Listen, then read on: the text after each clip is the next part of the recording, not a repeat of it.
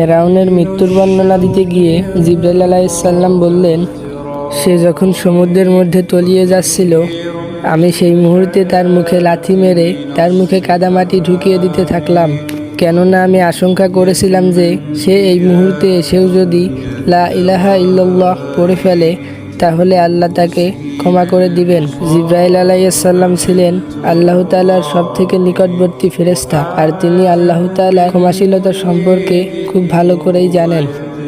আর তিনি এও জানেন ফেরাউনের করা পাপ যতই বেশি হোক না কেন আল্লাহ চাইলে তাকে ক্ষমা করে দিতে পারেন।